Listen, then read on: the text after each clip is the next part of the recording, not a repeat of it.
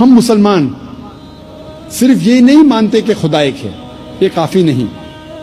Monotheism کے معنی خدا ایک ہے، یہ ماننا کافی نہیں. ہم مسلمان مانتے ہیں توحید میں. توحید آتا ہے عربی لفظ وحدہ سے، مطلب یونیفیکیشن، مطلب وحدانیت، ٹو یونائٹ، ٹو کنسولیڈیٹ. صرف ایک خدا میں ماننا کافی نہیں ہے. اسلام میں توحید میں ماننا فرض ہے، اور توحید کے 3 قسمیں ہیں. پہلا ہے توحید ربوبیہ، دوسرا ہے توحید الاسماء و صفات، اور تیسرا ہے توحید العبادہ. پہلی قسم ہے توحید ربوبیہ، مطلب ساری کائنات کا رب ایک ہے، اور جتنی بھی چیزیں کائنات میں ہیں ساری چیزوں کو ضرورت ہے اس رب کی، لیکن اس رب کو کوئی بھی چیز کی ضرورت نہیں. Everything is dependent on him, but he is independent of anything and everything in this world. اسے کہتے توحید ربوبیہ. ہم مانتے ہیں کہ ہمارا خالق، ہمارا رب، ہمارا پالنے والا صرف ایک ہی رب ہے، اور ساری چیزیں جو کائنات میں ہیں ان کو ضرورت ہے اس رب کی، اور اس رب کو ہماری ضرورت نہیں. کوئی بھی چیز کائنات میں اس کو ضرورت نہیں. دوسری قسم ہے توحید الاسماء و صفات، مطلب خدا، اللہ کی صفات اور اللہ کے نام. اس توحید الاسماء و صفات کے 5 نقطے ہیں. پہلا نقطہ ہے کہ اللہ کو اس طریقے سے ڈسکرائب کرنا چاہیے. جب اللہ کے بارے میں آپ کہتے ہیں تو اس طریقے سے کہو جس طریقے سے اللہ اور اللہ کے رسول نے کہا. ہم اپنے دماغ سے اللہ کو ڈسکرائب نہیں کر سکتے. جس طریقے سے اللہ اور اللہ کے رسول محمد صلی اللہ علیہ وسلم نے اللہ کے بارے میں ذکر کرا اسی طریقے سے ہم کہہ سکتے. ہم اپنے دماغ سے اللہ کو ڈسکرائب نہیں کر سکتے. دوسرا نقطہ، اللہ کی صفات وہی ہے جو اللہ نے اپنے آپ کو کہا یا اللہ کے رسول نے کہا. آپ اپنے آپ اللہ کو صفات نہیں دے سکتے. مثال کے طور پہ قرآن میں لکھا ہے کہ اللہ کو غصہ آتا ہے. ہم یہ نہیں کہہ سکتے اللہ کی صفات الغاضب، غصہ ہونے والا. اللہ غصہ ہوتا ہے، لیکن اللہ یا اللہ کے رسول نے کبھی بھی نہیں کہا کہ اللہ کی صفات ہے غصہ ہونے والا الغاضب. یہ غلط ہے. صرف وہ صفات دینا چاہیے جو اللہ اور اللہ کے رسول نے دی. اللہ اور اللہ کے رسول نے جو نام اللہ کو دیا ہے صرف اس سے ہم پکار سکتے ہیں. تیسرا نقطہ، جو اللہ کی مخلوقات کی صفات ہے وہ ہم اللہ کو نہیں دے سکتے. ہم یہ نہیں کہہ سکتے کہ اللہ سبحانہ و تعالی جھوٹ بولتا ہے. جھوٹ بولنا انسان کی صفت ہے. ہم یہ نہیں کہہ سکتے کہ اللہ سبحانہ و تعالی بھول گیا. بھولنا اللہ کی مخلوق انسان کی صفت ہے.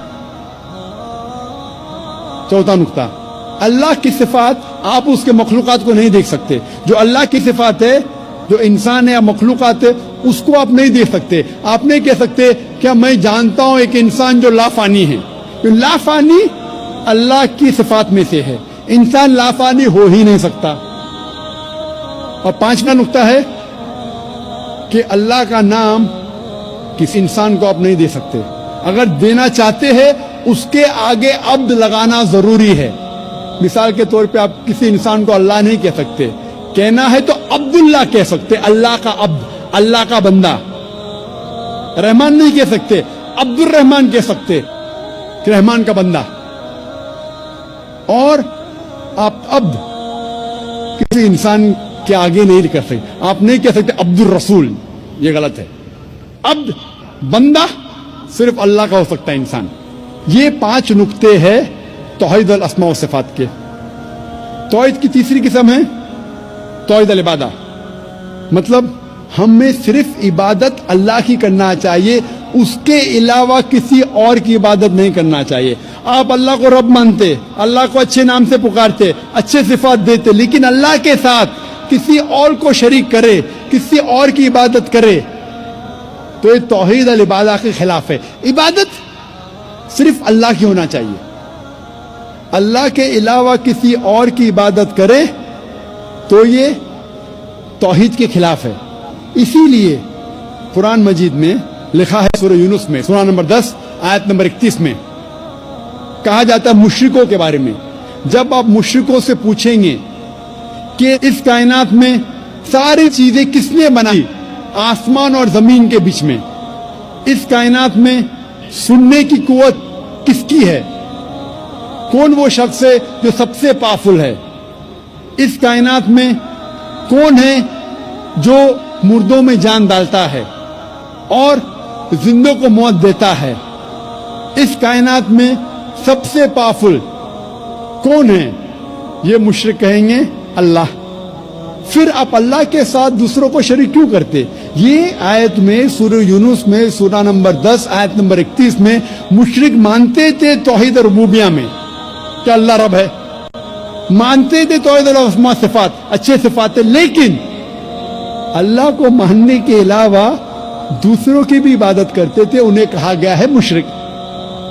یہ پیغام دہرایا گیا سورہ زخرف میں سورہ نمبر 43 آیت نمبر 87 میں. جب آپ ان سے پوچھیں گے ان مشرکوں سے کہ آپ کا خالق کون، وہ کہیں گے اللہ، تو آپ اللہ کے علاوہ دوسروں کی عبادت کیوں کرتے؟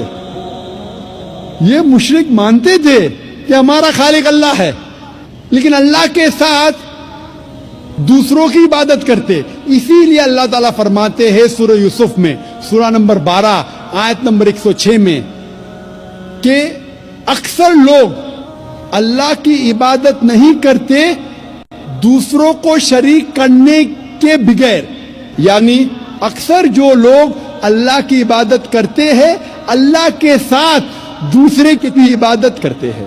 مطلب انسان اکثر جو اللہ کی عبادت کرتے ہیں، خدا کی عبادت کرتے، ایشور کی عبادت کرتے ہیں، اس خدا کے ساتھ دوسروں کو بھی شریک کرتے ہیں، دوسرے کی عبادت کرتے ہیں.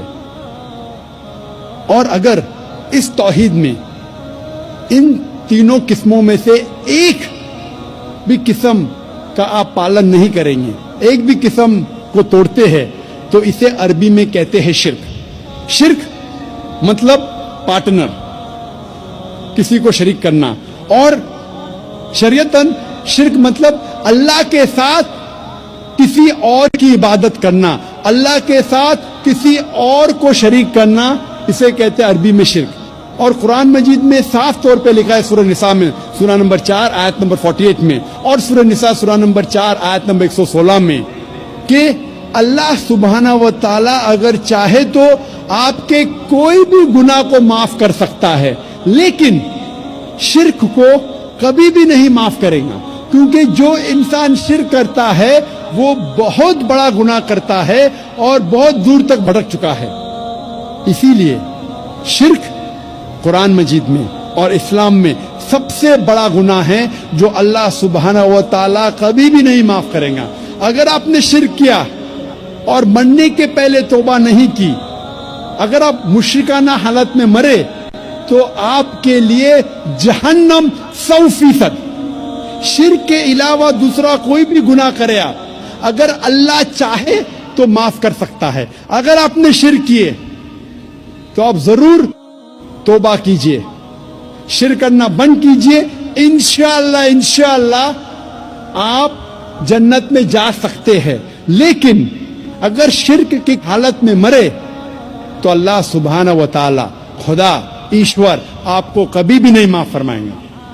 اسی لیے قرآن مجید میں لکھا ہے، جو میں نے اس تقریر کے شروع میں تلاوت کی، اس آیت کی جسے میں ماسٹر کی کہتا ہوں، سارے تالوں کو کھولنے والی چابی، سورہ عمران سورہ نمبر 3 آیت نمبر 64 میں لکھا ہے، تعالوا الی کلمۃ سواء بیننا و بینکم، آؤ اس بات کی طرف جو آپ اور ہم میں یکساں ہے. تعالوا الی کلمۃ سواء بیننا و بینکم، آؤ اس بات کی طرف جو آپ اور ہم میں یکساں ہے. سب سے پہلی بات، اللہ نعبد الا اللہ، کہ ہم صرف اللہ کی عبادت کرے. میں نے یہ نہیں کہا کہ صرف اللہ میں مانو، صرف اللہ میں ماننا کافی نہیں ہے. اللہ نعبد الا اللہ، کہ ہم صرف اللہ کی عبادت کرے. اللہ کو ماننا کافی نہیں، اللہ کی عبادت صرف کرنا چاہیے، وہ ضروری ہے۔ وَلَا نُشْرِكَ بِهِ شَيْئًا، ہم اللہ کے ساتھ کسی اور کو شریک نہ کریں۔ وَلَا يَتَّخِذَ بَعْضُنَا بَعْضًا أَرْبَابًا مِّن دُونِ اللَّهِ، کہ ہم آپس میں اللہ کے علاوہ کسی اور کو معبود نہ بنائیں، یہ ضروری ہے۔ وَلَا نُشْرِكَ بِهِ شَيْئًا وَلَا يَتَّخِذَ بَعْضُنَا بَعْضًا أَرْبَابًا مِّن دُونِ اللَّهِ فَإِن تَوَلَّوْا فَقُولُوا اشْهَدُوا بِأَنَّا مُسْلِمُونَ، اور اگر اس کے بعد وہ لوگ نہیں مانتے تو ہم گواہی دیتے ہیں کہ ہم مسلمان ہیں، ہم اللہ کی عبادت کرتے ہیں اور اللہ کا کہنا مانتے ہیں۔ یہی پیغام عیسیٰ علیہ السلام نے دیا۔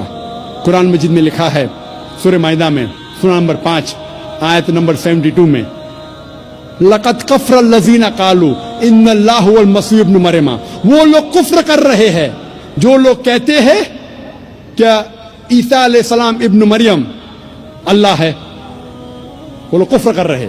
وقال المسیح، لیکن عیسیٰ علیہ السلام نے کہا یا بنی اسرائیل، اے بنی اسرائیل، اعبدوا اللہ، اللہ کی عبادت کرو، ربی و ربکم، جو میرا رب اور آپ کا رب ہے۔